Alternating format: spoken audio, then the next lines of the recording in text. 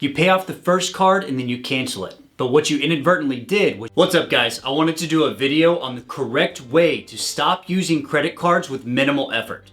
I, for one, love the rewards and the score building of credit cards, but I concede that they are not for everybody. What's up guys, my name is Sam. Don't forget to turn that like button blue for me to help me out with the YouTube algorithm. And if you enjoy getting tips on finance, credit, or investing, don't forget to subscribe to the channel. If you are somebody who rides large balances on credit cards, or maybe you are a Dave Ramsey superfan, then yes, credit cards are not for you. And maintaining large balances on a credit card with an average of a 20% APR can have a crippling effect on your financial health. So you decide I can no longer be perpetuated to swipe my credit card and I need to get rid of these credit lines. So we're just gonna cancel them, right?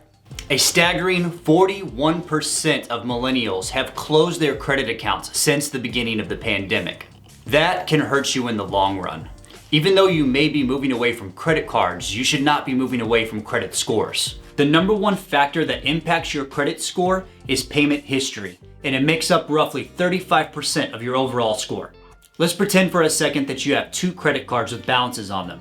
You focus on paying off one card, but you let the other card sit to deal with later. You pay off the first card and then you cancel it. But what you inadvertently did was you deleted all the positive payment history of the first card. And then all you have left is a card that you let slip and is now negatively impacting your score.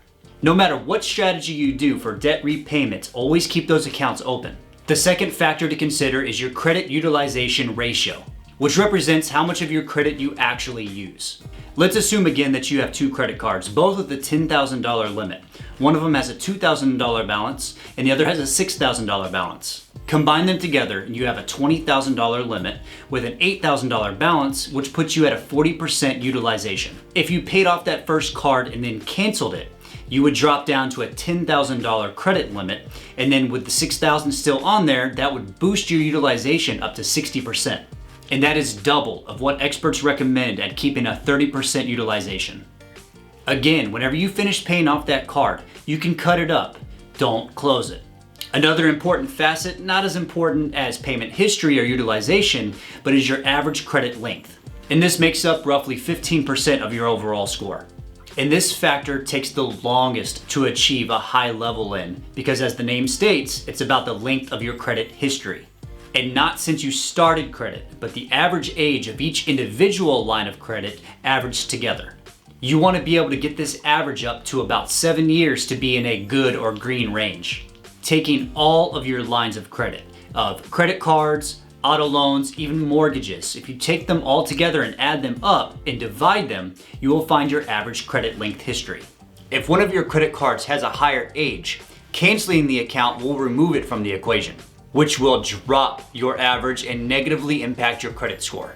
Remember that even though you are moving away from credit cards, you should not be moving away from credit scores. Maintaining a decent score can potentially save you thousands over your lifetime.